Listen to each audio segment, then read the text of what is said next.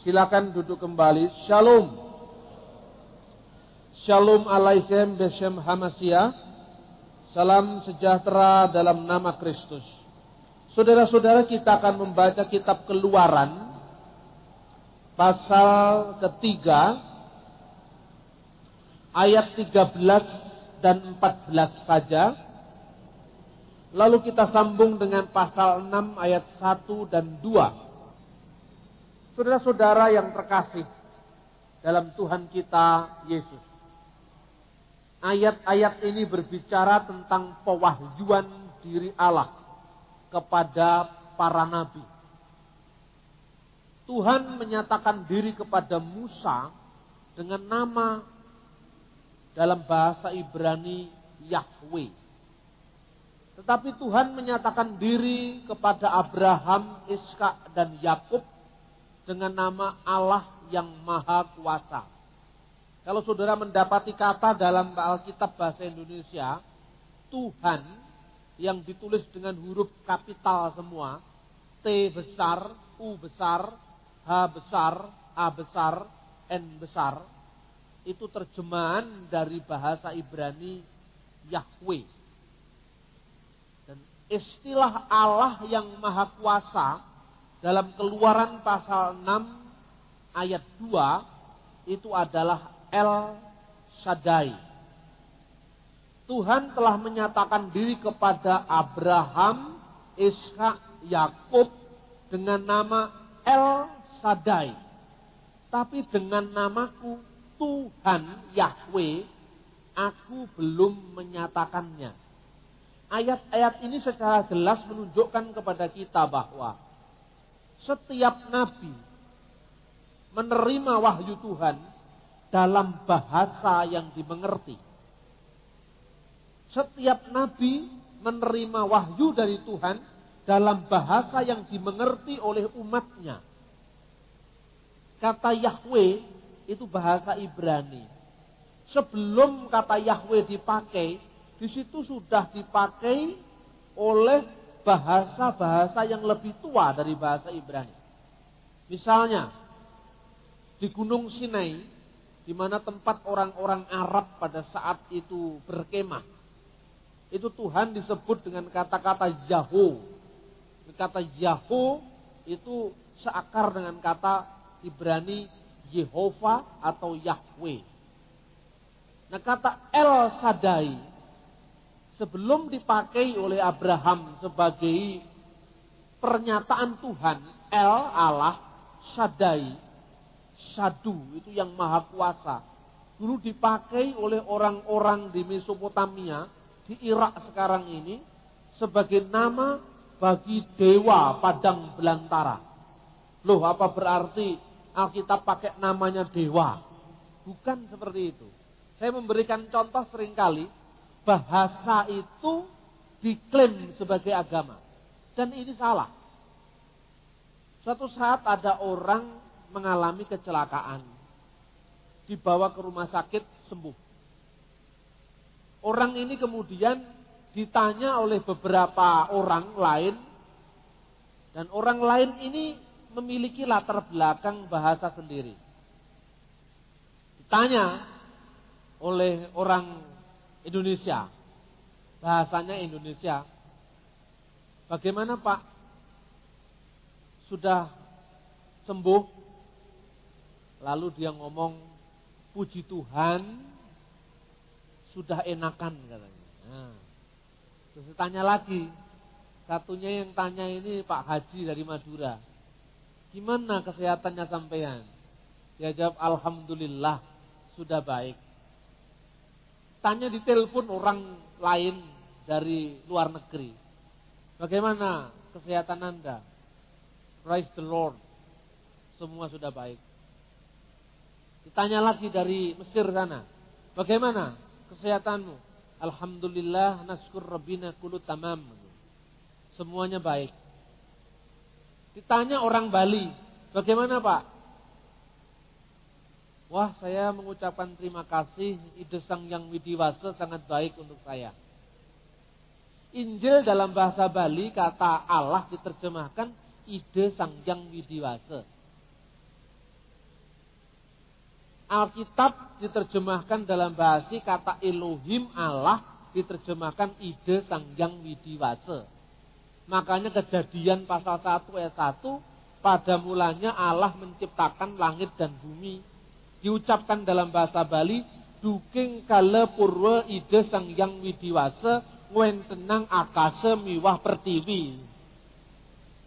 Persoalannya sekarang orang Bali yang Kristen dengan orang Hindu, ketika ngomong yang sama ide Sang Hyang Widiwasa, apa sama? Tidak sama. Namanya bahasa itu netral. Bahasa itu netral.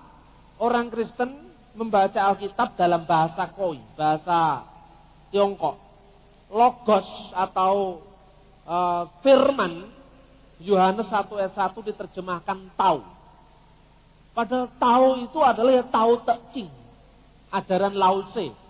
Apakah sama? Masa orang Cina kalau jadi Kristen, lidahnya harus dijadikan Ibrani? Kan tidak mungkin. Orang Tionghoa Kristen kalau berdoa, lidahnya harus diganti Arab atau diganti Latin. Ya tidak perlu. Lidah Cina ya Cina, Sunda ya Sunda, Jawa ya Jawa. Bahasa itu netral. Ini sekarang ini ada gerakan-gerakan baru yang mengagamakan bahasa. Ini sebuah bentuk kejahilan berpikir. Wong bahasa kok diklaim menjadi agama. Kan tidak mungkin seperti itu. Di Islam misalnya, bahasa Arab itu seolah-olah bahasanya Tuhan. Jadi seolah-olah Tuhan dulu itu datang pada Nabi Musa, itu ngomong Arab. Loh inilah.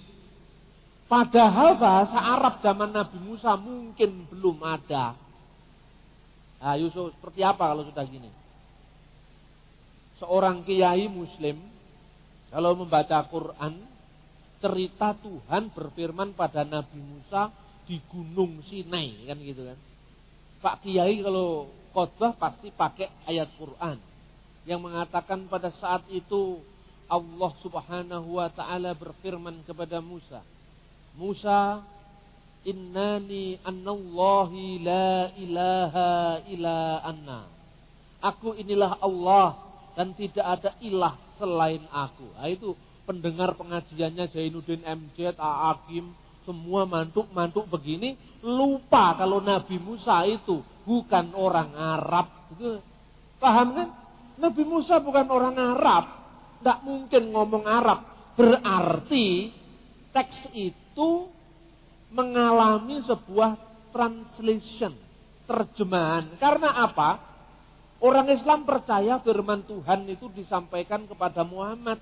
Karena Muhammad bahasanya Arab, maka muncul cerita Nabi Musa ditulis nggawe cara Arab, seolah-olah Gusti Allah ki wong Arab gitu. Kalau misalnya firman Tuhan datang pada orang Jawa, unine piye terusan firman Tuhan itu?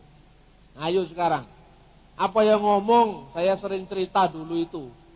Kalau misalnya Tuhan itu berfirman pada Ronggo Warsito, Raden Ngabehi Ronggo Warsito. Kalau di Islam ada Nabi penutup, Bung Karno ikut-ikutan bikin gelar Ronggo Warsito, Pujangga Pamungkas, ya kan? Itu yang bikin gelar itu Bung Karno. Pujangga terakhir. Setelah itu seolah-olah tidak ada pujangga. Nah kalau di Islam dikatakan Muhammad Nabi terakhir, terus tiba-tiba ada orang India yang mengaku Nabi, namanya Hadrat Mirza Ghulam Ahmad, lo kemudian parung diserang FPI karena ono Nabi anyar kan itu kan. Lo ini soal semantik, soal bahasa. Bahasa diagamakan. Kalau Tuhan ngomong sama Ronggo Warsito, ya mesti ngomongnya cara Jawa. Bahasa Jawa tidak mungkin pakai bahasa Jawa Timuran. Ya opo Ronggo Warsito, enggak mungkin. Ronggo Warsito itu orang Jawa Tengah. Tidak mungkin Tuhan berfirman dengan Ronggo Warsito pakai bahasa Arab. La taqaf ya Ronggo Warsito, tidak mungkin. Mesti Tuhan berfirman kalau benar itu kan perumpamaan. Umpomo iso balik. Kalau benar Tuhan berfirman pada Ronggo Warsito, pasti tidak mengatakan don't be afraid Ronggo Warsito. Tidak mungkin. Tapi pasti ngomong Ronggo Warsito, ojo wasu melang atimu, ya toh? Nah kemudian 100 tahun kemudian ada orang Malaysia nulis menceritakan Tuhan berfirman pada Ronggo Warsito. Nah kemudian Tuhan Allah itu berfirman kepada Pak Cik Ronggo Warsito, katanya gitu. Padahal Ronggo Warsito tidak pernah disebut Pak Cik. Ini proses kontekstualisasi bahasa.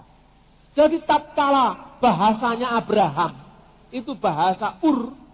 Bahasa Ur itu bahasanya orang Irak 3000 tahun sebelum Masehi. Menyebut Tuhan dengan Ilu Shadu El Shaddai. Nah ketika Tuhan berfirman kepada Musa, karena Musa itu bahasanya Ibrani, Tuhan berbicara dalam bahasa Ibrani. Seumpama Musa itu hidupnya di Guangzhou sana, pasti pakai bahasa Mandarin. Jadi bahasa itu netral, tidak ada bahasa surga, tidak ada bahasanya demit, tidak ada. Semua bahasanya manusia. Kenapa saya ceritakan seperti ini? Karena sekarang ini ada banyak orang-orang Kristen yang turut latah membuat bahasa Ibrani seolah-olah sebagai bahasanya Tuhan. Nah ini, orang Islam sudah mulai pinter, tidak lagi mikir bahasa Arab itu bahasa turun dari surga. Kristen nih malah mundur. Sekarang ini ada gerakan-gerakan, tidak boleh pakai istilah Allah. Karena istilah Allah itu nama berhala orang Arab. Ini ada. Lembaga Alkitab dibikin kalang kabut pertama ini. Karena apa? Mereka membajak seluruh ayat Alkitab. Istilah Allahnya diganti Elohim. Karena dipikirnya Elohim itu lebih Alkitabiah karena bahasa Ibrani. Kalau Alkitab ini dibaca kepada orang di Sleman, Jogja sana, orang kan berkata, Elohim niku nopo to Pak? Tidak ngerti. Wong orang Jawa sejak semula sudah ngomong, Elohim itu ya Gusti Allah. Tuhan Allah. Itu bahasa Arabnya Allah, bahasa Ibrani Elohim. Kalau dalam konteks doa, orang Ibrani mengatakan Elohim Seba Semayim. Allah surgawi. Orang Arab menyebutnya Allahumma. Elohim itu bahasa Arabnya Allahumma. Coro Jawane, duh Gusti kang murbeng jagat, lah itu. Mau disebut apa? Tuhan itu tidak berpengaruh. Karena bahasa itu hanya mengkomunikasikan kehendak Tuhan dalam konteks ruang waktu yang berbeda. Jadi jangan mutlakkan bahasanya, tapi mutlakkan maknanya. Nah, sekarang setelah gerakan anti Allah, saya menyebutkan gerakan Aba, asal bukan Allah. Sekarang muncul lagi gerakan baru, gerakan pengagum nama Yahweh. Jadi menurut kelompok ini seolah-olah Tuhan itu jenenge pancen yo Yahweh kuwi dalam bahasa Ibrani. Dan ada yang mengatakan bahasa Ibrani itu bahasa surga. Nanti kita di surga pakai bahasa Ibrani. Jadi orang Kristen yang dari gereja GKT bahasa Mandarin, GKJW pakai bahasa Jawa, HKBP pakai bahasa Batak, nanti enggak diterima karena enggak iso coro Ibrani. Loh ini kan sudah kacau. Gereja ini kalau ngadepi kelompok-kelompok seperti ini. Terus kemudian menafsirkan ayat Alkitab itu harfiah sekali, letter lock. Karena itu kita perlu apa? Makna nama Tuhan dalam budaya bahasa Ibrani. Yesus berkata, Avenu seba semayim yitkadas semeha. Bapa kami yang di surga, begitu dia mengajarkan kita berdoa, dikuduskanlah namamu. Lalu kelompok ini mengatakan, dikuduskanlah namamu itu harus tahu namanya Tuhan. Siapa namanya Tuhan? Yahweh. Nah ini kelompok Saksi Yehova jilid 2. Saksi Yehova itu gitu. Katanya Ahmad Didat. Ahmad Didat itu seorang pedagang garam yang dalam tanda kutip bertobat jadi dai. Sekarang ini nantangi pendeta-pendeta seluruh dunia. Tapi dia sudah almarhum kalau tidak salah. Nantangi pendeta-pendeta seluruh dunia dijak berdebat. Lah dia pernah mengatakan dalam bukunya Allahu fi Yahudiyah wa fil Masihiyah wal Islamiyah.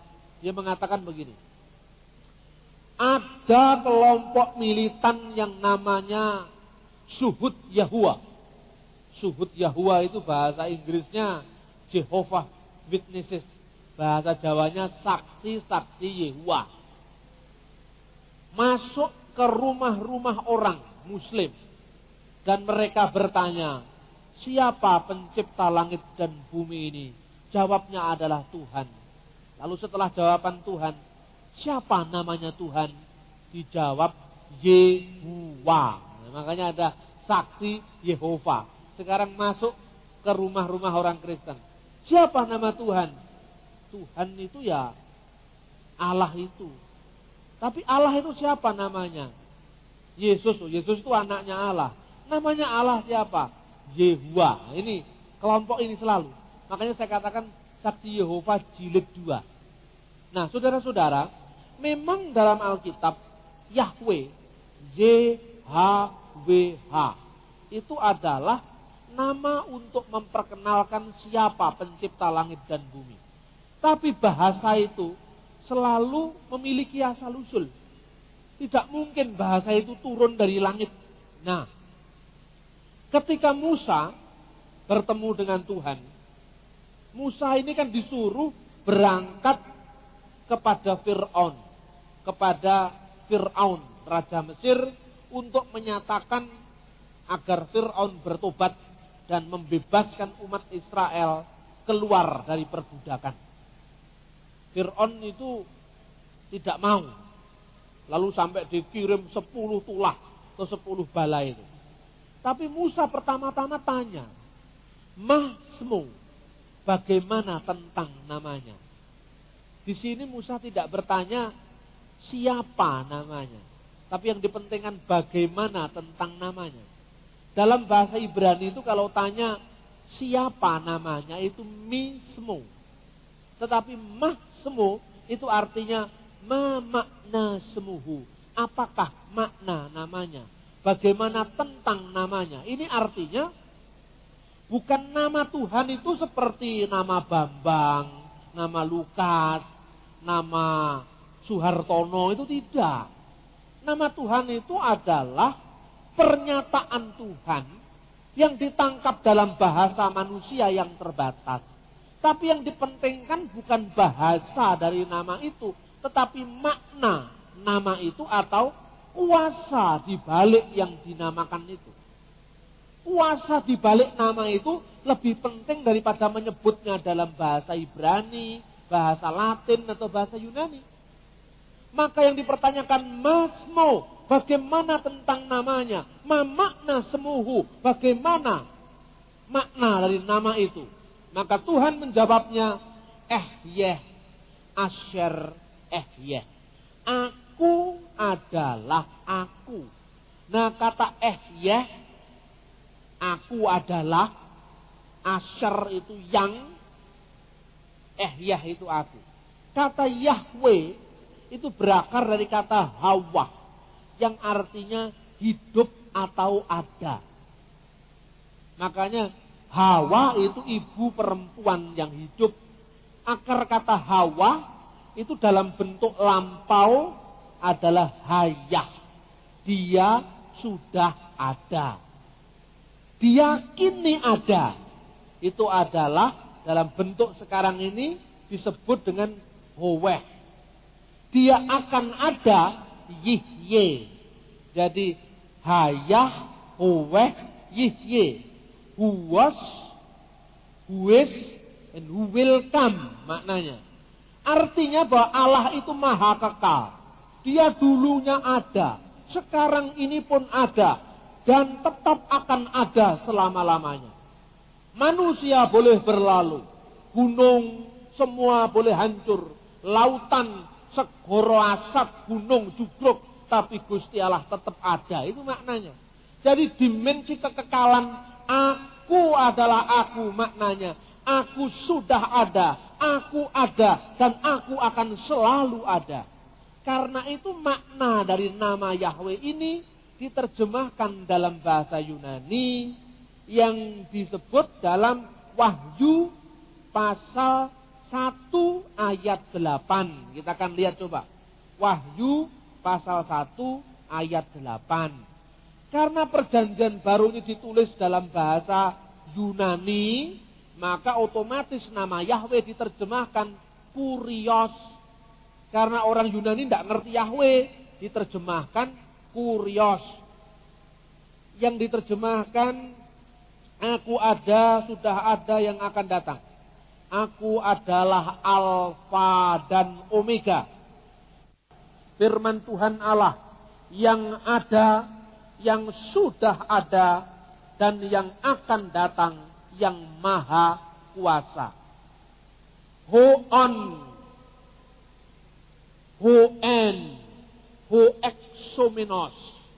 Aku ada, sudah ada, dan akan ada atau akan datang. Tuhan itu maha kekal. Maka ada nyanyiannya. Apa mungkin saudara sudah tahu lagunya itu dalam bahasa Ibrani? Kados, Kados, Kados, Adonai Elohim Sebaot. Kudus, kudus, kudus. Firman Tuhan Adonai Elohim Allah Sebaot yang maha kuasa. Aser haya wehowe weyafu. Itulah maknanya nama Yahweh. Maksudnya apa? Aku ini Alfa dan Omega. Makanya namanya di sini GBI Alfa Omega. Artinya gereja ini didirikan di atas prinsip bahwa Allah itu adalah Sang Alfa dan Omega. Dia sudah ada, Dia akan ada, dan Dia ada. Dia sudah ada pada masa lampau. Dia selalu ada sekarang ini. Dan Dia akan tetap ada selama-lamanya. Alfa dan Omega. Amin. Itu maknanya. Maka dikatakan Dia sudah ada, Dia ada, dan Dia akan ada. Saudara-saudara yang terkasih dalam Tuhan Yesus. Karena itu yang dipentingkan itu bukan bahasa Ibrani. Seolah-olah di surga. Nanti kita akan conversation dalam bahasa Ibrani. Bukan itu. Wah, nanti kalau misalnya hanya orang yang bisa berbahasa Ibrani yang bisa naik surga. Orang Kristen yang di luar Israel mesti nyewa Ariel Sharon untuk menjadi penerjemah. Nah, padahal Ariel Sharon tidak percaya Tuhan Yesus, itu repot nanti. Saudara-saudara yang terkasih dalam Tuhan. Nama dalam teologi Ibrani itu mengandung 3 makna. Makna yang pertama, apa artinya nama? Yang pertama, nama adalah pribadi itu sendiri. Untuk lebih jelasnya, kita misalnya di dalam Yosua pasal 7 ayat 9. Di sana dikatakan, mereka akan melenyapkan nama kami dari bumi ini. Maksudnya apa? Mereka akan melenyapkan nama kami. Kok kenapa tidak dikatakan mereka akan melenyapkan kami dari bumi, tapi melenyapkan nama kami. Seorang yang dikatakan namanya hilang berarti mati. Dalam konteks Ibrani, seorang yang namanya hilang maksudnya mati. Jadi nama itu menunjuk pada pribadi yang menyandang nama. Itu makna yang pertama. Imamat pasal 24 ayat 11. Di sana dikatakan, anak perempuan Israel itu menghujat nama Tuhan dengan mengutuk. Tapi dalam bahasa Ibrani kata Tuhannya tidak ada. Dalam bahasa Ibrani, Wayikov ben ha-Isyah, ha-Yisrael et Hashem. Anak perempuan Israel itu menghujat sang nama. Sang nama itu siapa? Ya nama Tuhan. Maksudnya Tuhan itu sendiri. Jadi mengenal namanya mengenal Tuhan. Artinya mengenal pernyataan Allah di dalam Yesus itu mengenal Tuhan. Jadi yang penting adalah Allah yang menyatakan diri dalam Yesus itu. Bukan istilah Yahweh-nya tadi. Yesusnya itu yang penting. Jadi nama adalah pribadi itu sendiri. Makna yang kedua, nama artinya pribadi yang diungkapkan. Pribadi yang diungkapkan. Pribadi yang menyatakan diri. Makanya kalau ada nyanyian yang diambil dari Amsal 18 ayat 10. Nama Tuhan menara yang kuat. Nah, nama kok menara yang kuat?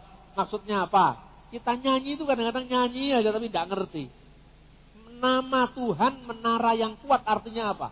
Identitas pribadi yang diungkapkan. Allah yang kita kenal dalam Tuhan Yesus itu adalah tempat perlindungan kita yang kuat. Jadi nama Tuhan menara yang kuat artinya Tuhan yang penuh kuasa. Pribadi yang diungkapkan sebagai yang maha kuasa itu adalah menara yang kuat untuk perlindungan setiap orang yang berseru kepadanya. Yesaya 30 ayat 27. Perhatikan, nama Tuhan datang dari tempat yang jauh. Kenapa dikatakan nama Tuhan datang? Itu bahasa aslinya. Dalam Alkitab bahasa Indonesia diterjemahkan Tuhan datang menyatakan diri. Tuhan datang menyatakan dirinya dari tempatnya yang jauh. Ini teks aslinya berbunyi Hineh. Hineh itu artinya sesungguhnya.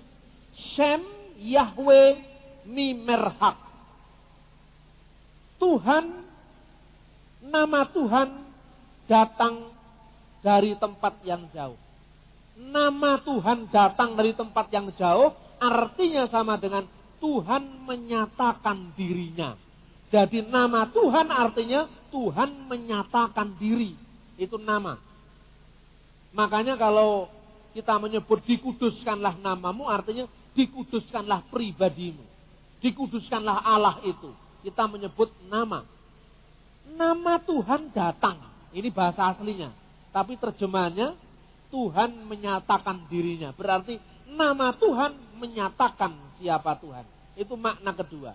Makna yang terakhir, yang ketiga. Tuhan adalah nama menunjukkan pribadi yang hadir secara aktif.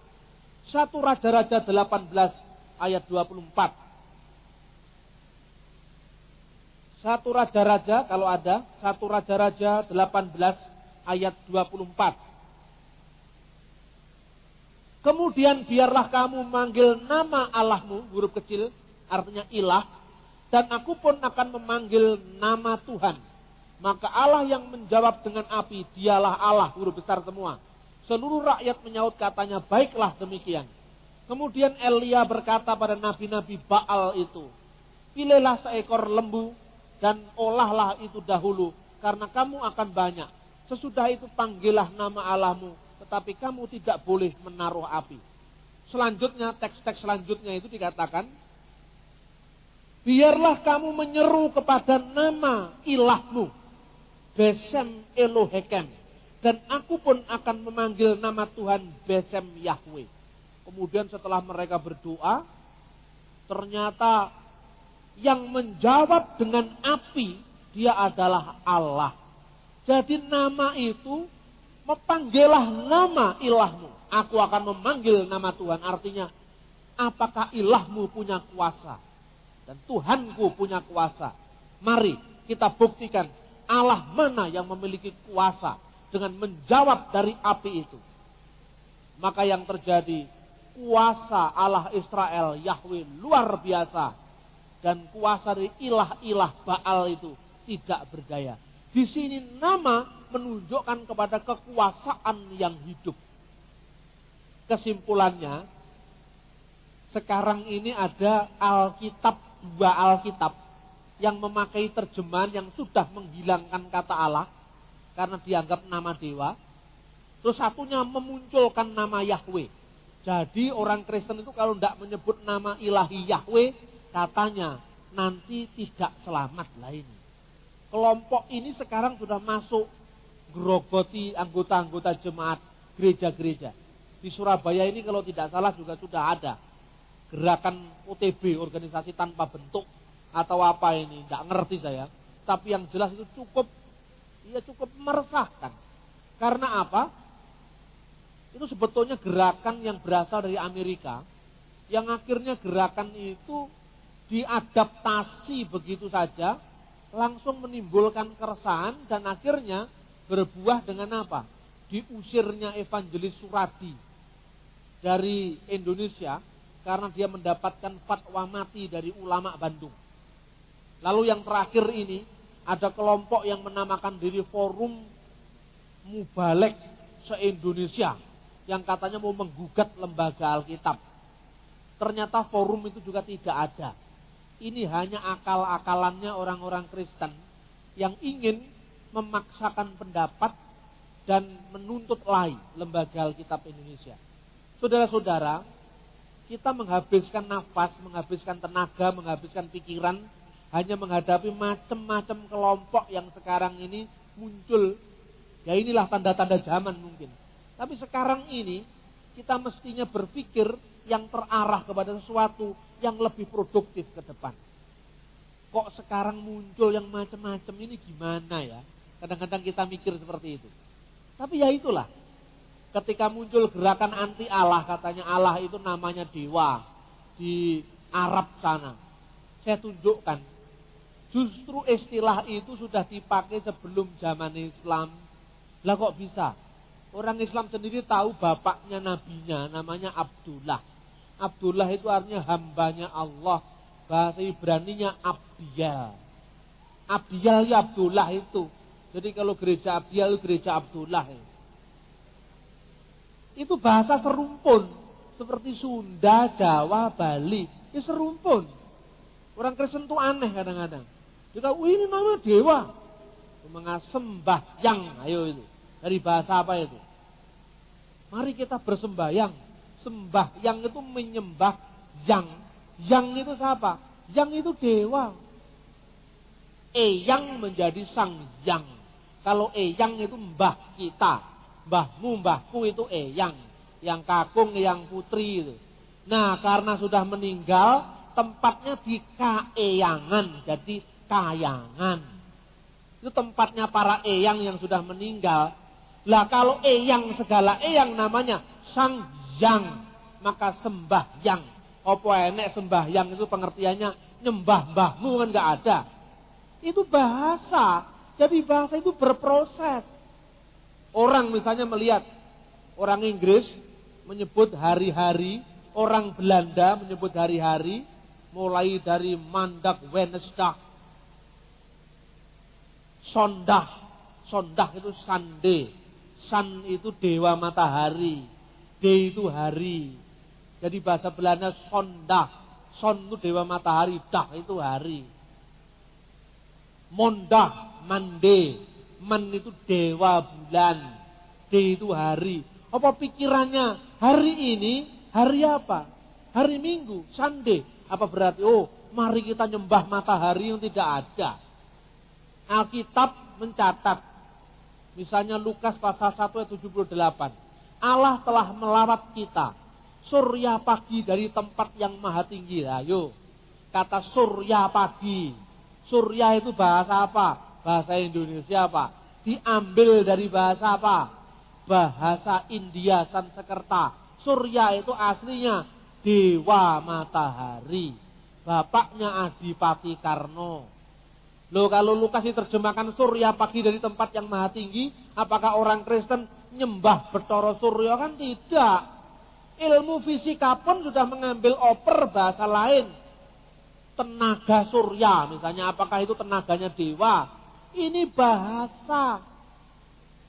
Kalau umat beragama seringkali saya tunjukkan, itu eker-ekeran masalah bahasa, rusak dunia ini. Sekarang ada orang tidak mau jual bakso, yang ada bakso, karena yang jual itu Muslim. Sebab dalam bahasa Cina bak itu babi artinya. Nah, kalau tidak ada babinya namanya bukan bakso, tapi bakso. Ini udah ada yang seperti itu. Ini kan aneh gerakan-gerakan ini. Bahasa itu tidak bisa lepas daripada pengaruh bahasa-bahasa lain. Kita menyebut ya ayuhan nas, ayat Quran misalnya, wahai manusia. Lalu HB Yasin mungkin menerjemahkan dalam bahasa puitis, wahai manusia. Bahasa Indonesia manusia itu dari bahasa Sanskerta Sang Yang Manu. Adamnya orang Hindu itu namanya Sang Yang Manu, Manu Mayasa, kemudian jadi manusia. Sekarang repot kalau semua bahasa itu di otak-atik satu-satu entek, nanti tidak ada yang asli. Orang Yahudi ngomong hari Tuhan itu namanya Sabat, maka disucikan. Nah ternyata kata Sabat itu dari bahasa Mesopotamia lama, bahasa Irak kuno. Yang di sekarang ini Irak, dulu namanya bahasa Ur, bahasa Babel. Sabatu. Sabatu itu adalah perhentian Dewa Marduk, Dewa Pencipta. Nah ketika masuk dari bahasa Ibrani jadi Sabat. Apa berarti Alkitab itu nyuntuh Dewa Marduk? Tidak, karena memang bahasa itu bahasa di Timur Tengah.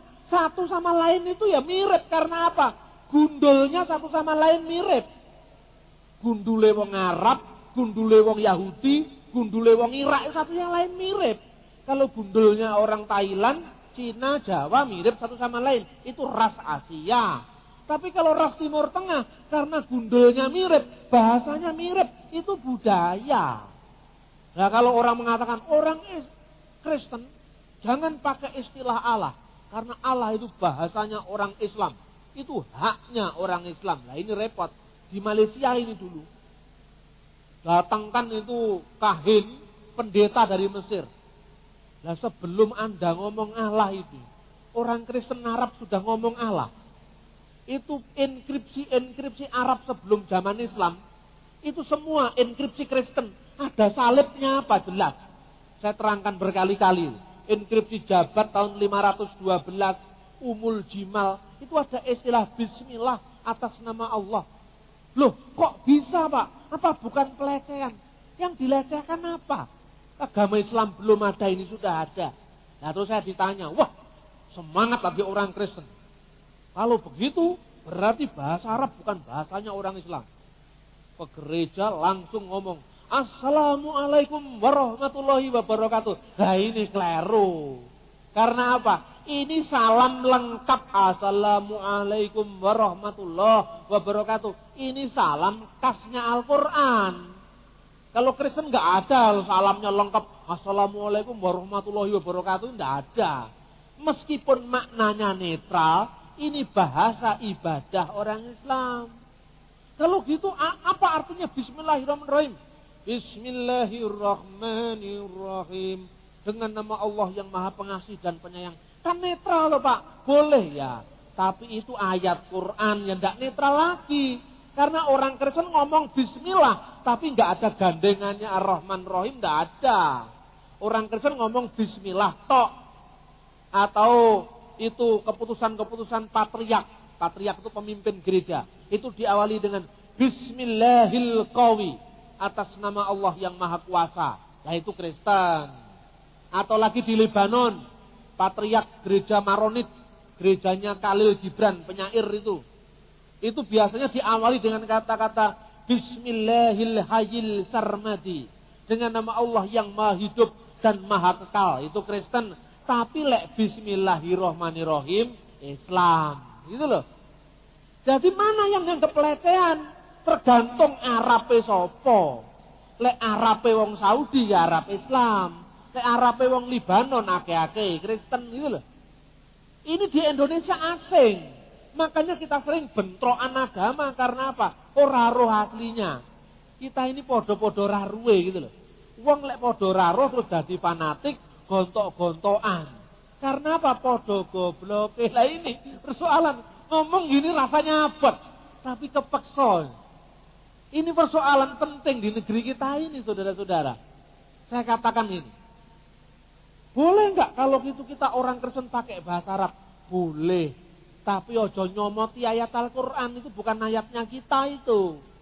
Oh, kalau gitu saya orang Kristen boleh Pak bikin yayasan Ar-Rahmat, boleh. Ar-Rahmat itu netral. Tapi kalau orang Kristen bikin yayasan Assalamualaikum warahmatullahi wabarakatuh, pelecehan hukum ini. Ini namanya penodaan agama. Lah kita harus tahu apa ini pilah-pilahnya. Orang Kristen boleh nggak ngomong Om Swastiastu?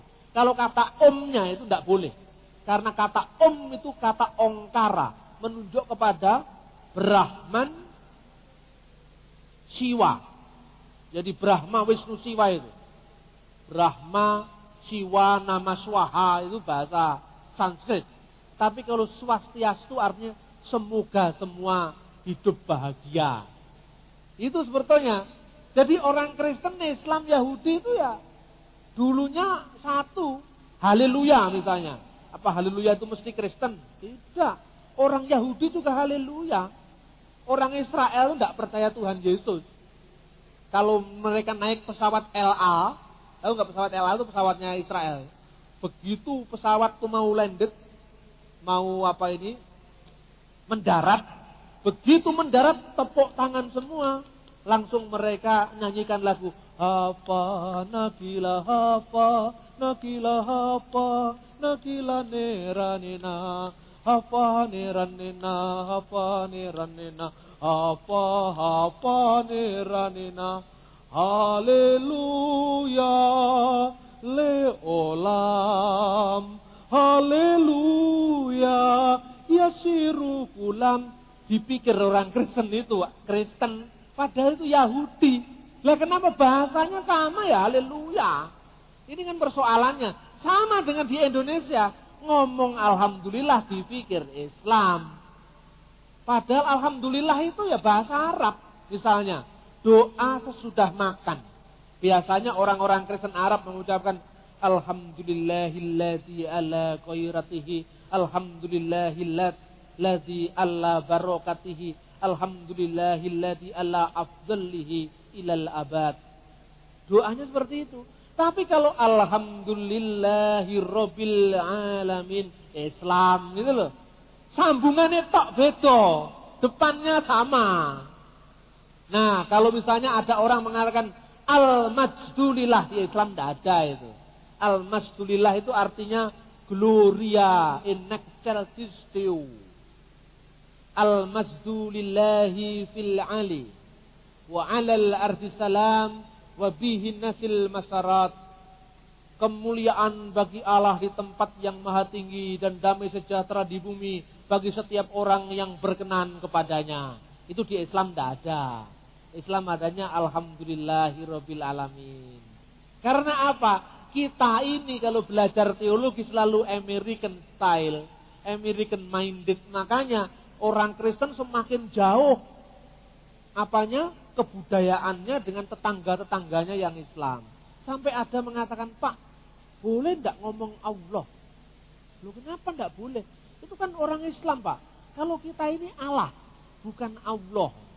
Nah ini juga sama, ini podoraru ini. Bahasa Arab Allah itu tidak ada, yang ada Allah. Tapi karena kita tidak fasih ngomongnya Allah gitu loh. Lah orang Islam ngomongnya supaya berbeda dengan orang Kristen, difasih-fasihkan masih malah kleru Allah. Nah ini coba, artis-artis itu, lah semua terselah Allah. Apa itu Allah? Itu tidak ada. Ada lagi Allah, tidak ada lagi. Allah, antara A dan O. Allah. Alhamdulillah, subhanallah, Allah. Masa sulit ngomong? Allahu Akbar, Allahu Akbar, Allah. Lo kan gampang loh. Itu supaya Anda lancar, harus makan kurma yang banyak itu. Harus ketelan satu baru lancar. Loh, kalau masuk surga harus karena bahasa. Wah ini akan repot ini. Di surga nanti masuk orang Islam ngomong bahasanya Arab. Orang Kristen yang semakin Yahudi itu ngomong bahasanya Ibrani. Nanti yang paling repot itu dunia. Karena apa? Sekarang pemakai bahasa Mandarin itu terbesar. Terbesar karena apa? Itu bahasa bisnis. Gara-gara Soeharto, bahasa Mandarin nggak boleh dipelajari. Ini kan bodoh juga. Ya akhirnya kita ketinggalan.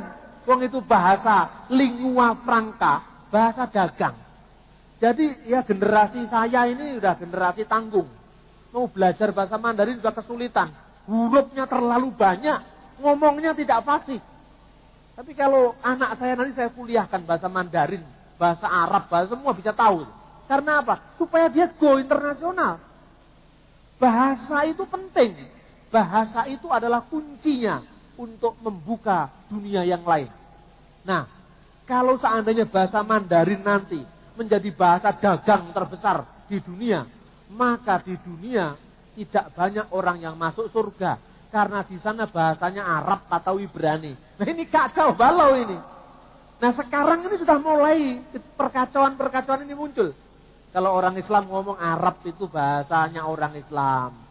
Nanti orang Kristen ngomong Yunani itu bahasanya orang Kristen. Orang Hindu ngomong Sanskrita itu bahasanya orang Hindu. Buddha ngomong bahasa Pali itu bahasanya orang Hindu. Kemudian terjadi saling klaim. Orang Buddha mengatakan, saya keberatan dengan istilah suka, duka, cinta. Itu bahasa Pali itu.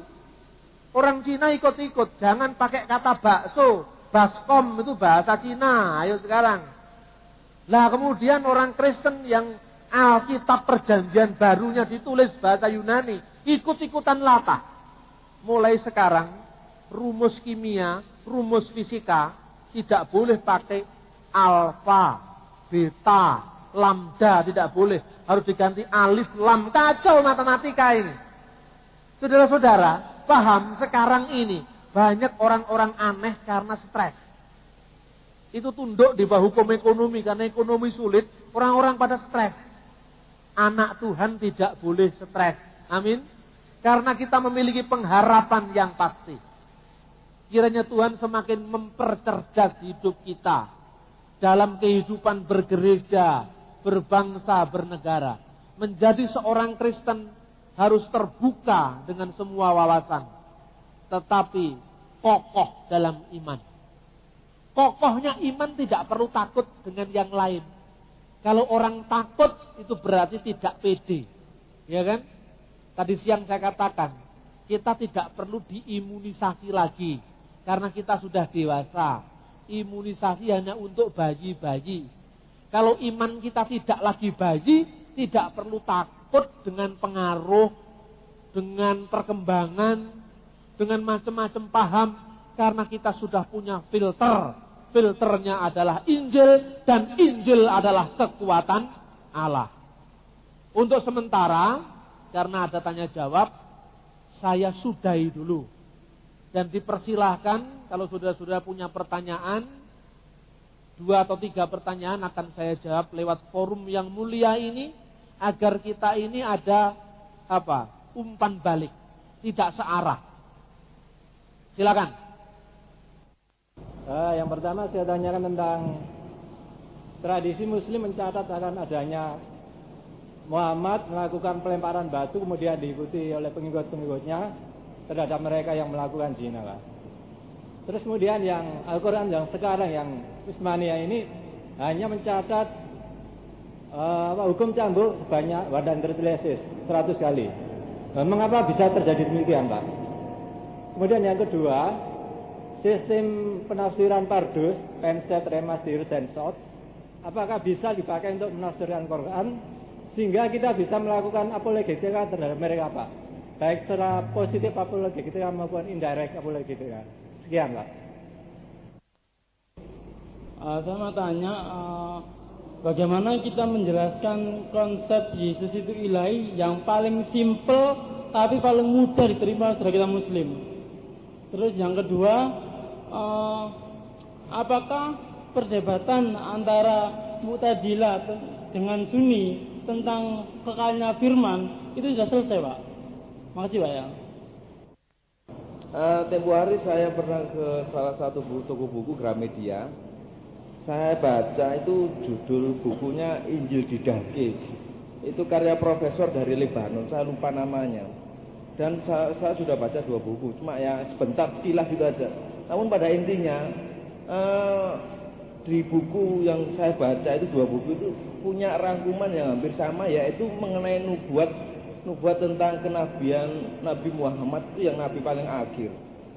Kalau nggak salah itu mereka mengatakan dengan dalil-dalil kitab perjanjian lama, bahkan ditemukan juga ayat-ayat Mazmur yang barusan ditemukan tidak 105 ayat, 105 pasang serang kita aku ya, 100 berapa itu ada berapa pasal-pasal Mazmur yang kemudian ditemukan, dan itu memberikan bukti lebih kuat lagi bahwa kenabian Muhammad lah yang paling akhir dan dia pembawa wahyu akhir. Itu menurut iman percaya Kristen dan juga mungkin dari sikap pandang teologis kita bagaimana menyikapinya itu. Apakah memang benar banyak menyatakan bahwa ayat-ayat yang dinubuatkan oleh para nabi-nabi terdahulu sebelum perjanjian baru itu menubuatkan sosok seorang Nabi Muhammad atau yang lain? Terima kasih. Ya, terima kasih. Ini pertanyaannya luar biasa semua ini. Saya sangat senang dengan pertanyaan-pertanyaan ini. Jadi yang pertama tentang pelemparan batu itu pada ritual haji ya, ritual haji. Jadi prinsipnya ritual haji itu ini bicara tentang sejarah loh ya.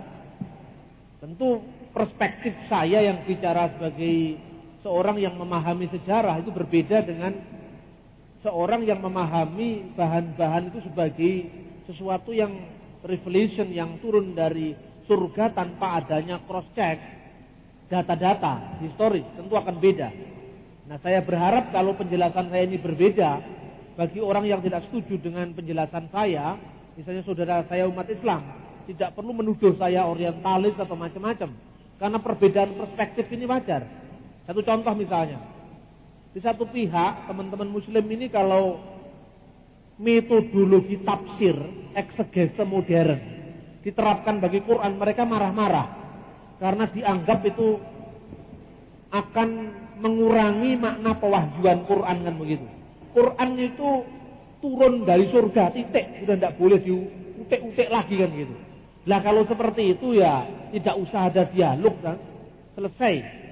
Nanti orang Kristen juga gitu, pokoknya Injilnya sudah seperti ini, jangan diutek-utek lagi, namanya bukan dialog. Nah, tapi di satu pihak kalau Injil dikupas secara metodologi kritik ilmiah, mereka suka.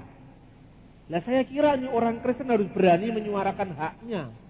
Selama ini kalau orang Kristen mencoba memahami Quran dari konteks sejarah, mereka nganggap ini adalah pelecehan terhadap ayat-ayat suci.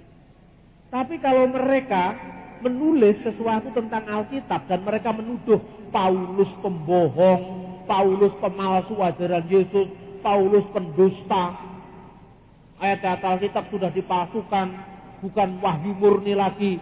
Lah itu ndak apa-apa. Lah ini kan sesuatu yang basa Jawane menangi dhewe.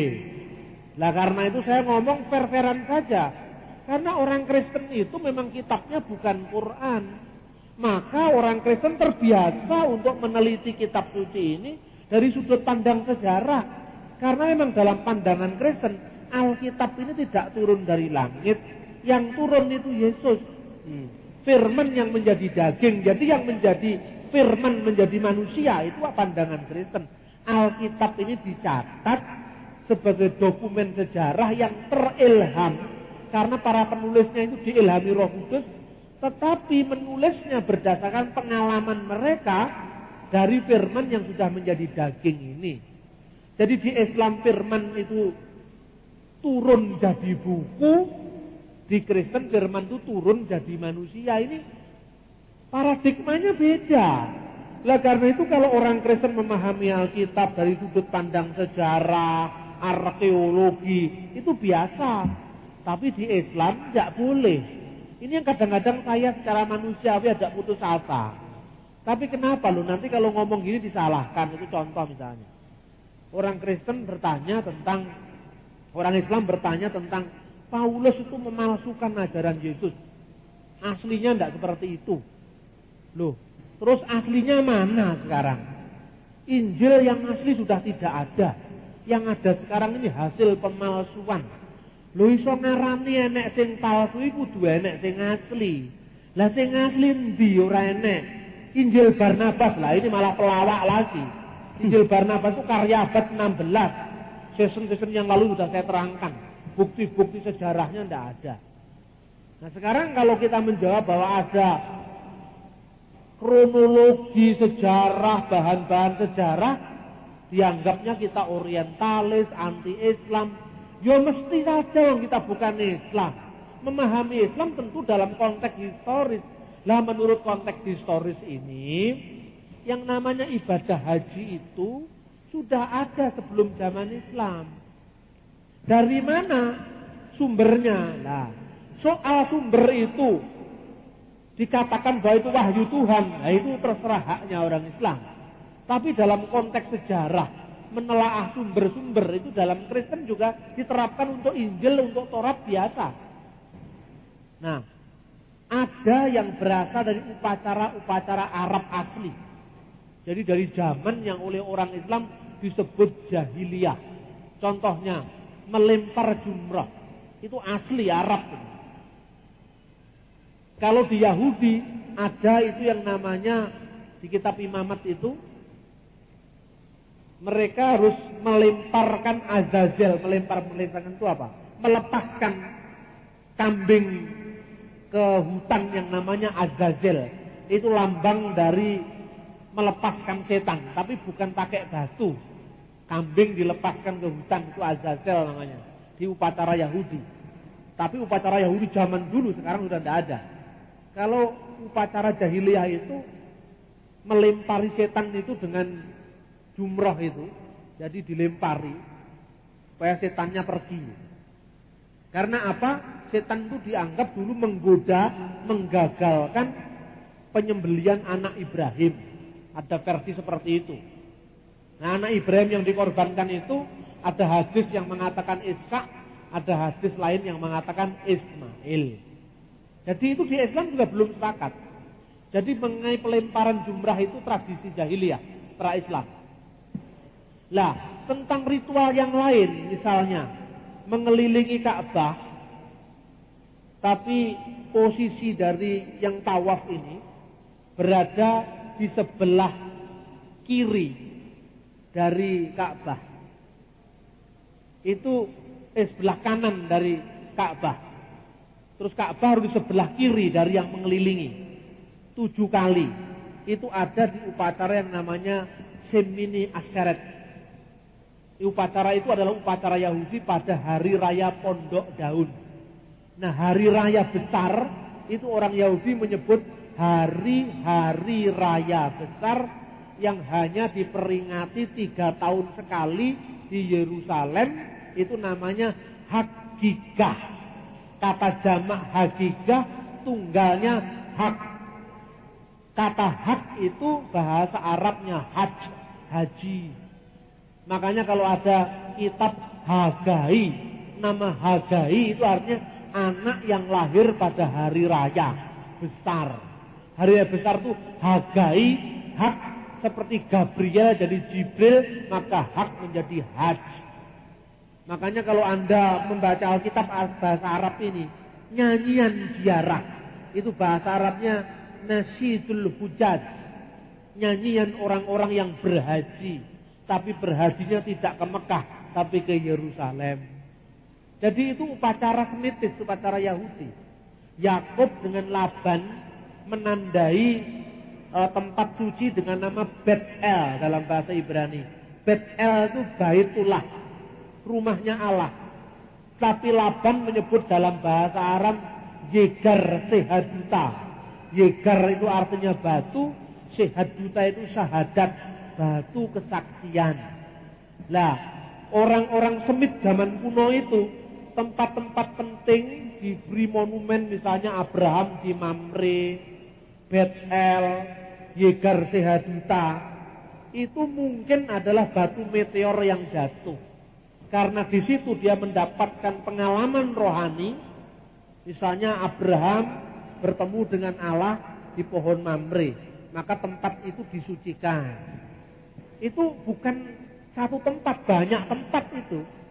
Sebelum zaman Daud, orang Yahudi itu belum punya Yerusalem sebagai pusat ibadah. Setelah zaman Daud, Yerusalem itu dijadikan sebagai pusat ibadah, akhirnya orang semua berhaji ke Yerusalem. Lah berhaji itu karena Nazaret, Kapernaum itu tempatnya di dataran rendah. Yerusalem itu di bukit tinggi namanya Bukit Sion.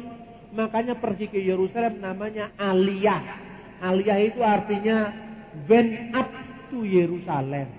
Naik ke Yerusalem karena Nazaret, Kapernaum, Bethlehem itu di bawah Yerusalem, Bukit Sion.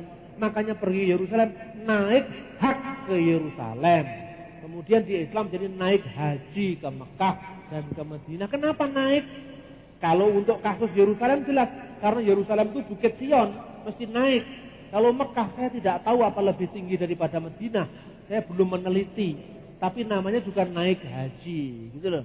Jadi sebagian ritual itu memang sudah ada pada zaman pra-Islam. Ya di jahiliyah, tetapi juga di Yahudi.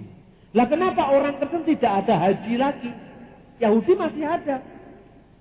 Karena Yesus berkata kepada perempuan Samaria, akan datang saatnya dan sekarang sudah tiba saatnya, para penyembah yang benar menyembah Allah bukan di bukit ini, bukan pula di Yerusalem. Karena Allah itu roh, hendaknya setiap orang menyembah dalam roh dan kebenaran. Karena demikianlah orang harus menyembah. Konteksnya apa? Orang Samaria itu rebutan kiblat. Itu konteksnya. Orang Samaria itu kan dibuang ke Babel. Pembuangan ke Babel. Pembuangan ke Babel itu orang Yahudi tertentu kawin dengan orang Babel sana. Punya anak blasteran. Ya toh? Blasteran karena apa? Sudah kawin dengan suku-suku di sana itu. Makanya kamu sudah menikah sekian kali dan yang terakhir itu bukan suamimu, itu sindiran Yesus bahwa orang-orang Samaria itu sudah kawin-mawin dengan 5 suku yang ada di Irak pada saat itu. Itu konteksnya seperti itu. Yang terakhir ini bukan suamimu, artinya apa? Yang terakhir itu akan membebaskan kamu dari jerat perjinahan rohani itu. Ya karena kalau kawin campurnya tidak masalah. Kawin campur, ya kawin mesti campur. Cina kawin sama orang Jawa, orang Irian kawin dengan orang yang lebih putih untuk memperbaiki keturunan, itu bagus. Tapi jangan ikut nyembah berhala gitu loh. Yang jadi masalah itu karena orang Yahudi tertentu nganggep Samaria mencampur adukkan imannya dengan orang-orang yang ada di Babel sana. Esra Nehemia bangun bait Allah kedua setelah Koresi membebaskan Yerusalem dari Persia. Ketika Esra Nehemia membangun bait Allah yang dulu dihancurkan Nebukadnezar, orang Samaria ikut-ikut membangun. Ditolak sama orang Yahudi. Tidak, kamu tidak boleh ikut bangun. Karena apa?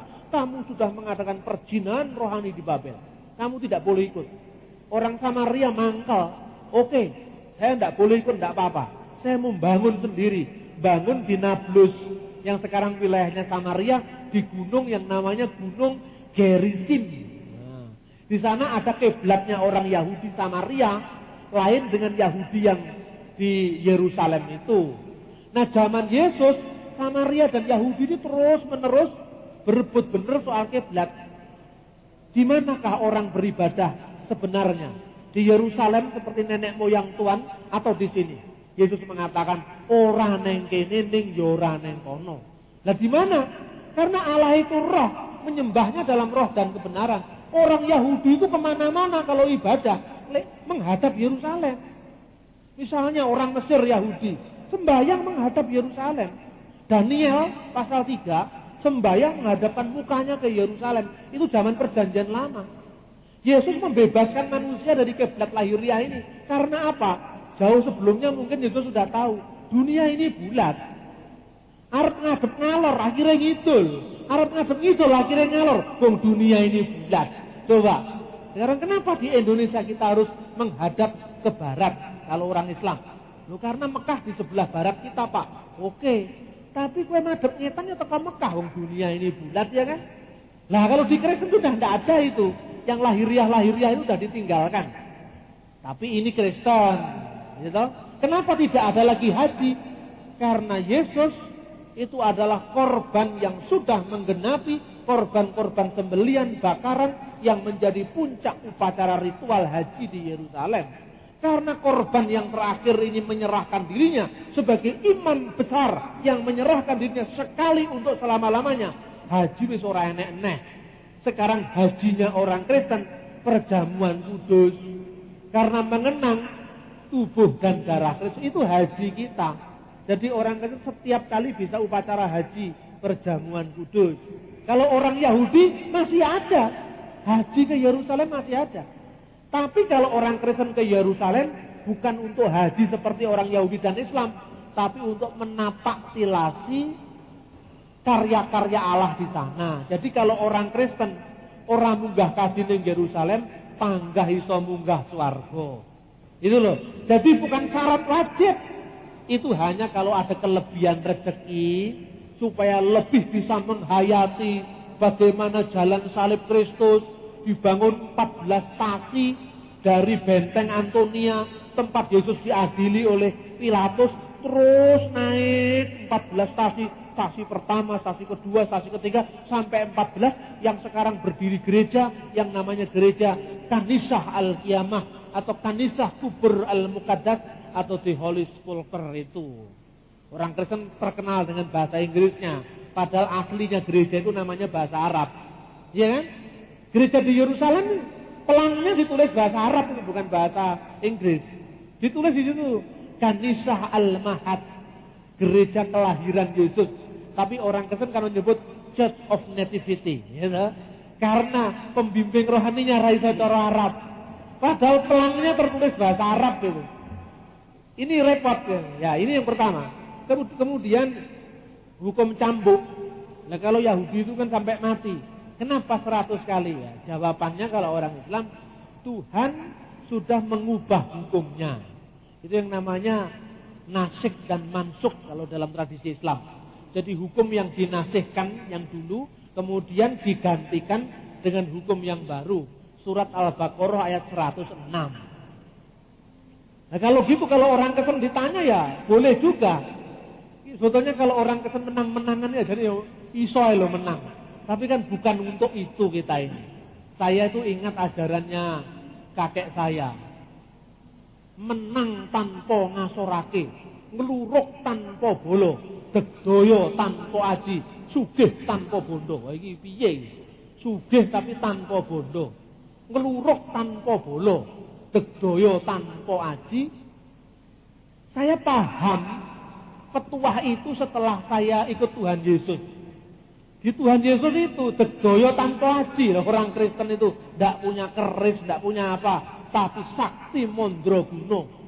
Coba tidak ada demit orang dulit, setan ora doyan. Ini orang Kristen. Ya tapi ojo nantang. Santai tenang kok, ojo mati tenang. Karena apa? Karena matinya itu karena apa? Karena kita nantang. Kita tidak boleh sombong. Tapi kalau orang Kristen percaya sama Tuhan Yesus, santet tenung teluh tidak bisa masuk. Percaya. Karena Tuhan Yesus roh lebih besar daripada roh dunia ini. Saya beberapa kali loh, keluarga saya itu disantet. Nyatanya untuk hidup saya. Tapi tidak usah saya ceritakan. Nanti jadi deminologi. Jadi ilmu tentang perdemitan. Tidak mau saya. Yang jelas intinya Tuhan Yesus punya kuasa di atas kuasa-kuasa alam. Kuasa-kuasa setan. Titik, tidak. Aku melihat iblis telah jatuh dari langit seperti kilat. Itu kejatuhan setan, sudah. Nah, saudara-saudara, hukumnya sudah diubah katanya orang Islam. Jadi orang Kristen itu yang penting adalah bagaimana manunggalnya kita dengan Tuhan Yesus itu. Makanya tidak usah kemlinti kumawani. Bahasa Surabayanya apa? Kemlinti kumawani itu ya. Ya pokoknya sok, tidak usah. Kita ini ya low profile sajalah. Tapi high produknya itu harus tinggi, ya itulah saudara-saudara. Nah, kalau mau menang ya menang-menangan bisa. Contohnya gini, kenapa kamu makan babi? Nah, misalnya gitu. Contohnya ini. Ya karena Tuhan sudah mengganti hukumnya, disempurnakan dengan hukum yang baru. Dulu babi dilarang imamat pasal 11. Sekarang babi diperbolehkan. Pun tidak bisa. Sekali yang ditetapkan Allah tidak boleh diubah loh. hukum cambuk yang dulu sampai mati jadi 100 kali. Itu bisa. Ada yang sampai mati 100 kali. Itu kan pengubahan hukum juga. Oh iya. Dulu ndak boleh makan unta, kon kowe saiki mangan unta, ayo ora oleh. Dulu ndak boleh makan cumi-cumi, kodok, welut ora oleh dipangan nih perjanjian lama ini. Kok sekarang makan cumi-cumi, kodok, belut. Loh itu sudah dinasik dan mansuk. Sudah diganti yang lebih baik lah. Padha ae. Saiki oleh mangan babi, ning ora oleh nambah istri, ndak boleh. Itu aturannya orang Kristen. Lah kita harus menghormati aturan masing-masing ini. Tidak usah kemudian lek ramangan babi ojo mangan, pancen kue radoyan atau pancen haram. Tapi ojo menghalangi haknya orang lain yang berbeda dengan Anda. Ini loh. Jadi kalau dunia ini rumusnya gini kan aman. Kemudian yang Pardes itu sistem eksegese Yahudi. P. Terus kemudian RDS, Pardes itu menjadi bahasa Arab Firdaus. Jadi ada urutan-urutannya. Peshat itu tafsiran harafiah. Nabi itu pemberita, ya sudah harafiah, Peshat. Harafiah ini tidak cukup. Kemudian orang mencari lagi namanya remas. Remas ini apa yang tersirat dari yang tersurat itu. Maknanya apa?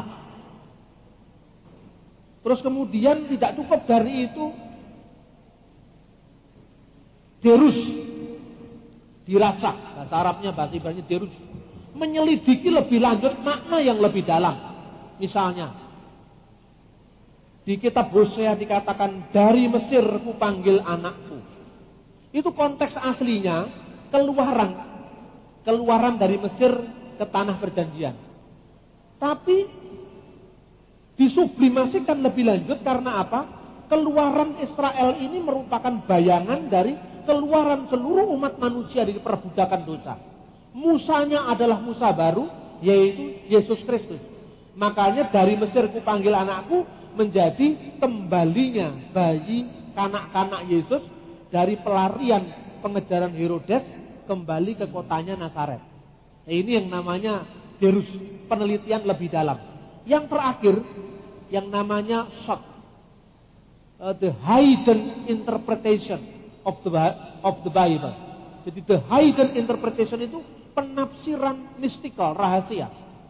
Misalnya mengungkapkan,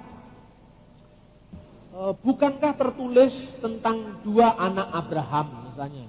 Apa maknanya itu dikupas lebih lanjut.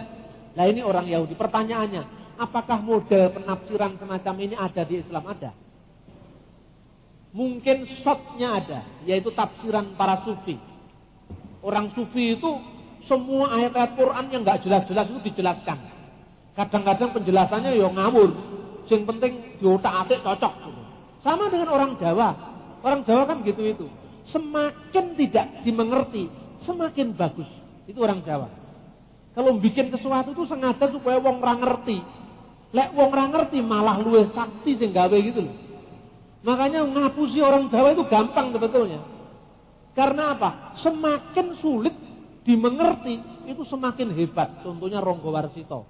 Misalnya tafsirannya wakil sing kleru sajane. Tapi kalau ngomong nanti saya disalahkan sama orang Jawa. Sebetulnya banyak yang enggak cocok. Tapi ya karena diotak-atik supaya cocok.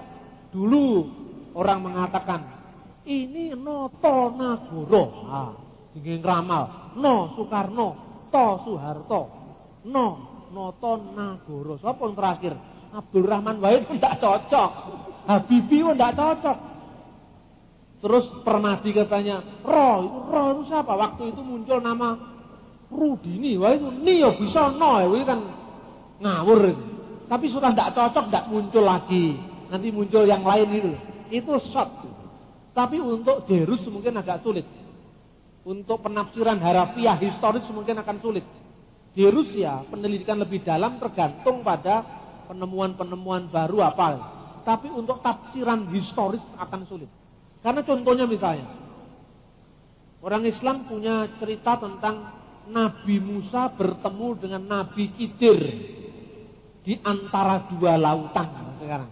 Orang sufi menafsirkan dengan tafsiran hidden interpretation tadi gampang. Nabi Khidir itu seorang yang menerima rahasia ilahi disampaikan kepada Nabi Musa.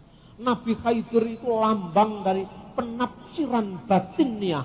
Musa itu yang syariah. Jadi yang lahir, yang Khidir itu yang batin. Wong Jawa melok-melok. Kiblat papat limo pancer. Dikembangkan lagi menjadi 8 arah mata angin. Terus kemudian dikasih nabi muncul, dewa muncul, wayang muncul. Itu buku-buku itu. Ada Bayu, dewa angin. Terus kemudian Nabi Yusuf, Nabi Khidir. Tahu semua Nabi Khidir dijual jadi bagindo kilir. Bukan terkilir.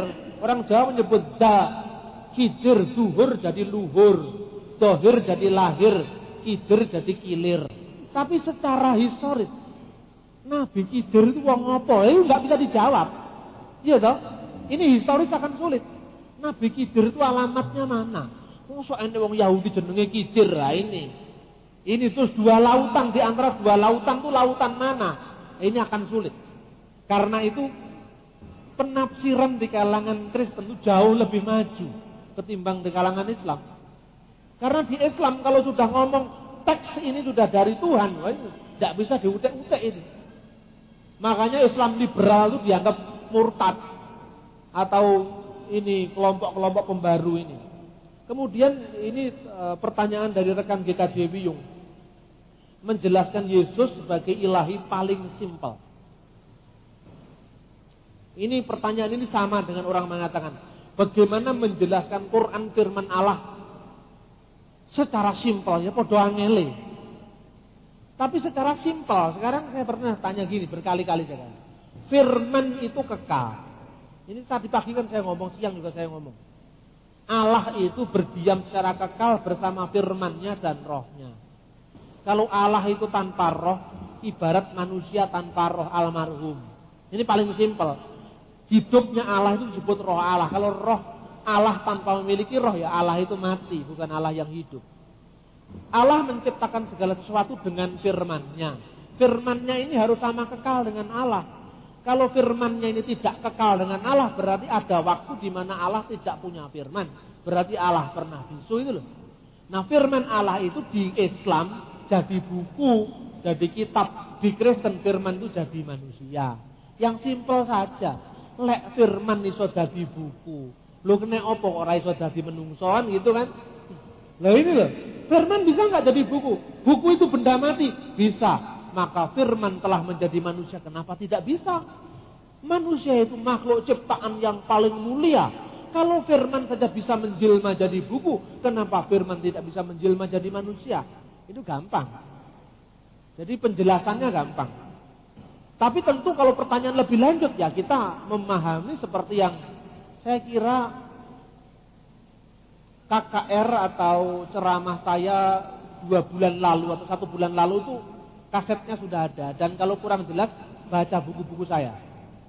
Kemudian perdebatan kekalnya Quran sampai sekarang antara Sunni dan Syiah itu apa sudah selesai? Secara politik sudah selesai. Sunni yang menang, Syiah kalah. Kan gitu. Tapi sekarang ini munculnya ada neo-Syi'i, Syiah baru. Misalnya kalau di Indonesia Harun Nasution itu mencoba untuk mentransfer rasionalisasi Syiah. Jadi sampai hari ini teman-teman dari kalangan gerakan muda Islam itu mulai menghidupkan rasionalnya Syiah ini. Tidak sepenuhnya sama dengan Arius. Syiah mungkin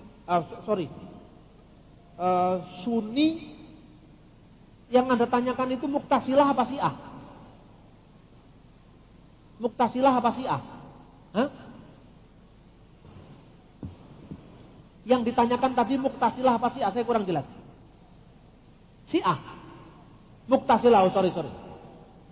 Perdebatan antara kekal tidaknya Quran menurut Syiah dan Mu'tazilah. Kalau antara sunnah dan Mu'tazilah. Secara politis memang Syiah maupun Mu'tazilah itu kalah. Secara politis, kalau Syiah ini kan kaitannya lain. Syiah ini mengaku diri sebagai Syiahnya Ali, dia pewaris dari Ali. Secara politis sekarang Syiah kan hanya ada di Iran, Sunnah itu harus seluruh dunia. Tapi kalau Mu'tazilah ini suatu gerakan rasional Islam yang menganggap bahwa Quran itu ciptaan. Quran itu diciptakan Tuhan.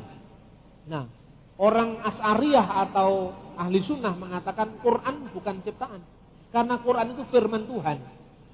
Kalau Tuhan menciptakan dengan firman-Nya, berarti firman-Nya itu bukan ciptaan. Karena melalui firman, Tuhan menciptakan. Ini mirip dengan argumentasi gereja. Firman itu bersama-sama dengan Allah dan firman itu adalah Allah. Bedanya ada dua. Dalam wujud historisnya, dalam Islam firman itu menjadi buku, dalam Kristen firman itu menjadi manusia. Nah, orang Mu'tazilah hanya menegaskan kategori-kategori berpikir ilmiah dalam mempertahankan bahwa Al-Quran itu memang ciptaan. Tetapi orang-orang Aryan yang sekarang diteruskan oleh Saksi Yehova itu justru terjebak masuk ke dalam paham Neoplatonisme. Nah, kalangan Asy'ariyah sebetulnya juga belum tuntas sampai hari ini. Karena apa? Persoalannya, Quran itu ilahi, artinya qadim, dia kekal, tetapi bukan Allah. Kalau di Kristen, firman itu kekal dan firman itu adalah Allah, berarti hanya ada satu. Nah, kalau di Islam belum selesai, firman itu kekal tapi bukan Allah, berarti ada sesuatu yang kekal tapi bukan Allah, ada sesuatu yang tak berpermulaan tapi bukan Allah. Nah, ini sampai hari ini di kalangan ahli sunnah sendiri ini masih belum selesai. Makanya ada perdebatan kembali tentang redefinisi afwajah ahli sunnah wal jamaah. Tapi sekarang ada munculnya Neo-Mu'tazilah, Harun Nasution dan sebagainya mencoba meredefinisikan gerakan rasional dalam Islam. Kemudian Saudara Danu tentang Injil Didake, itu pengarangnya itu Hegaji Asaka, orang Mesir bukan orang Libanon. Didake itu bukan Injil. Didake itu buku katekisasi abad pertama. Jadi bagaimana tata cara pembaptisan, pelajaran katekisasi di gereja, bagaimana adabnya perjamuan kudus, bagaimana berpuasa sebelum Paskah. Itu buku katekisasi untuk orang-orang yang baru akan dibaptiskan menjadi Kristen. Bukan Injil. Sing jenenge Injil ya Muhammad Hegaji Asaka itu. Terus kemudian tafsirannya itu aliran tidak masuk di apa Pesat, apa Dirus, apa Sot tidak masuk, tapi masuk penafsiran baru yang namanya penafsiran pengawuran. Jadi semuanya jadi benar karena ngawur misalnya. Tuhan berfirman bahwa dirinya itu adalah Bapa, Putra, dan Roh Kudus. Apa artinya Bapa, Putra, dan Roh Kudus? Bapa itu bukan berarti Allah itu beranak. Itu sebutan untuk Tuhan Yahweh, yaitu Allah.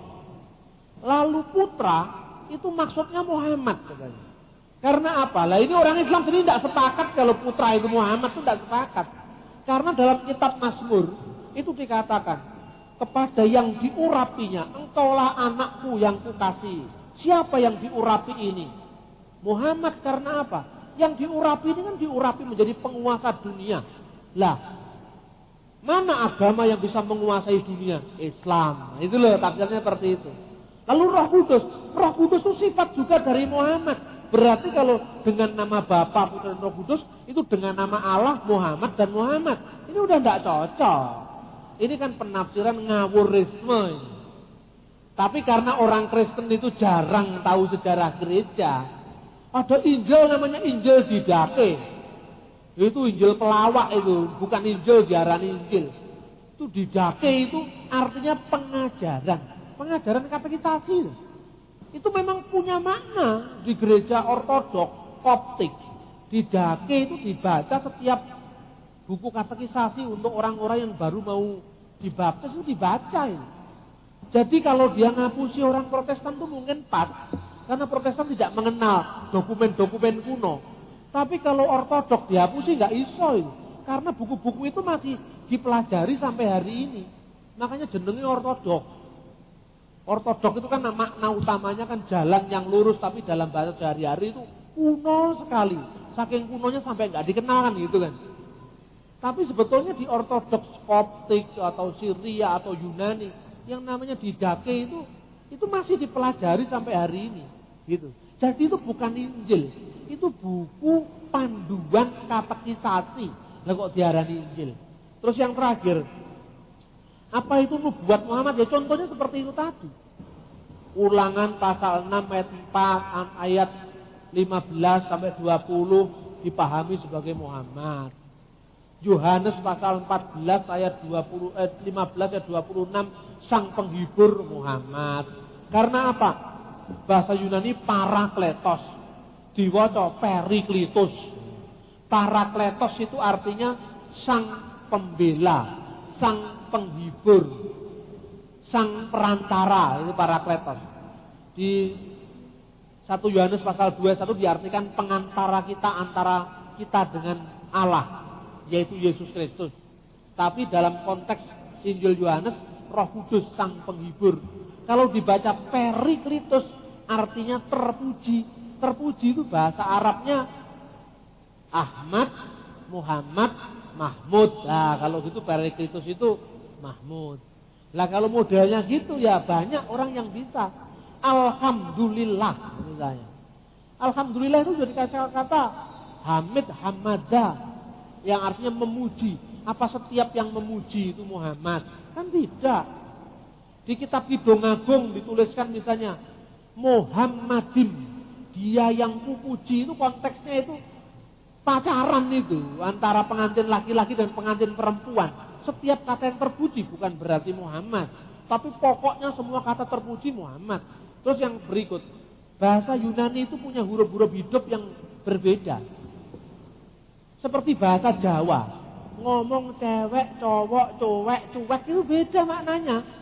Tapi kalau bahasa Arab bisa, misalnya kataba, yaktabu, alkitab, katib, al-katib penulis, al-kitab buku yang ditulis, maktub tertulis. Bisa, kalau bahasa Arab, Ibrani bisa. Bahasa Yunani tidak bisa. Parakletos ya parakletos, lain dengan periklitus. Parakletos artinya penghibur, periklitus artinya terpuji. Bahasa Jawa ya sama dengan bahasa Yunani. Cowok itu artinya laki-laki, cewek, perempuan, cowok itu nggih, dari sambel. Cuek, acuh itu beda maknanya. Karena huruf hidupnya jelas. Lah ini yang namanya penafsiran pengawuran. Jadi bukan Injil disebut Injil. Yang terakhir, Mazmur 151. Itu penemuan The Dead Sea Scroll. Tahun 1947. Memang ada pujian-pujian yang disebut sebagai Mazmur. Dan itu dalam Qumran disebut sebagai Mazmur yang ternyata Mazmurnya lebih panjang dari Mazmur kita ini. Lah, mana sekarang Qumran itu? Qumran itu adalah di Laut Mati, di gua yang namanya Gua Murabaat dan Wadi Qumran itu ada 11 gua yang ditemukan. Itu berasal dari dokumen Alkitab dari tahun 100 sebelum Masehi. Nah setelah dicocokkan tidak banyak perbedaan. Paling-paling perbedaan huruf, cara menulis itu tidak punya arti. Berarti justru itu meneguhkan Alkitab itu jarak penyalinan lebih dari 1000 tahun tidak ada perubahan. Berarti sing ngarani Alkitab dipalsukan itu dongeng gitu loh. Itu kan macam-macam, tidak harus disebut sebagai Mazmur dalam satu jilid. Misalnya Rendra nulis Mazmur Mawar itu kan bukan bagian dari Mazmur. Itu ya Mazmurnya Rendra. Saya bikin Mazmur 1000 nama karya Bambang Nurdena. Itu Mazmur saya, bukan Mazmur Daud. Bisa saja guru kebenaran, pemimpin sekte Qumran itu membuat Mazmur, tapi bukan Mazmurnya Daud. Terus kemudian kok di situ ada bukti-bukti Muhammad, tergantung yang menafsirkan. Saya pun juga bisa mencari nama saya di Alkitab. Di Habakuk pasal 3 itu ada nama saya. Karena ada kata Sani'u itu artinya bercahaya.